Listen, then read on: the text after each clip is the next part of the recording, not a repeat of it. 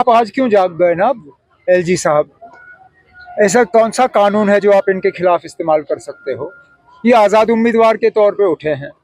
क्या अब आप आज़ाद उम्मीदवार के तौर पे उठने नहीं दोगे? ऑर्गेनाइजेशन पे तो बैन लगा हुआ है। ये ऑर्गेनाइजेशन के नाम पे तो इलेक्शन के मैदान में उतरे नहीं हैं ये। और तो और ठीक है ना, अगर आप वैसे भी 8 अक्टूबर के बाद यहाँ कोई कानून बनाने का इख्तियार जो है एलजी साहब के पास नहीं होगा। यहाँ लोगों की अपनी चुनी हुई सरकार होगी, वो तय करेंगे ना कौन लड़ेगा कौन नहीं लड़ेगा। हमें शिकायत हमें करनी चाहिए। मैदान में हमारे खिलाफ उतरे हैं, वोट हमारे खिलाफ लेने की कोशिश कर रहे हैं, हम इस तरह की मांग नहीं कर रहे हैं, तो एलजी साहब क्यों कर रहे हैं ना? अब उनको क्या परेशानी है?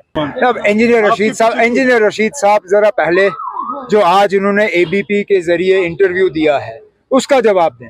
इंजीनियर रशीद साहब ने खुले अल्फाजों में ये कहा है कि आज अगर 8 अक्टूबर के बाद बीजेपी को नुमाइंदों की ज़रूरत पड़ी, एमएलएज की ज़रूरत पड़ी, तो बीजेपी के लिए इंजीनियर रशीद साहब के दरवाजे खुले हैं।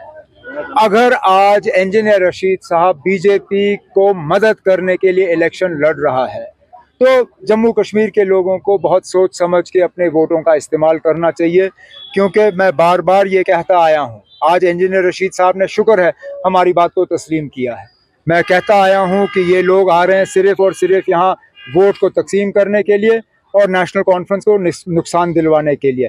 इंशाल्लाह 8 अक्टूबर को साबित होगा कि इंजीनियर रशीद साहब जो हैं उन्होंने लोगों से हमदर्दी के नाम पे वोट हासिल किए, लेकिन आज वो वोट उनको नहीं मिलेंगे। उनके कहने के मुताबिक जमात इस्लामी लाइक माइंडेड कैसी है? वो कहते हैं कि हमने वो तो आपको उनसे लेना, वो तो आपको इंजीनियर से पूछना पड़ेगा, क्योंकि आज इंजीनियर बीजेपी की मदद करने के लिए तैयार है।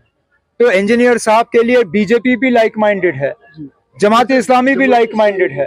अब ये तो सिर्फ इंजीनियर ही समझा सकता है ना। अब मैं तो उनकी सियासत आज तक समझ नहीं पाया, आप समझ सकते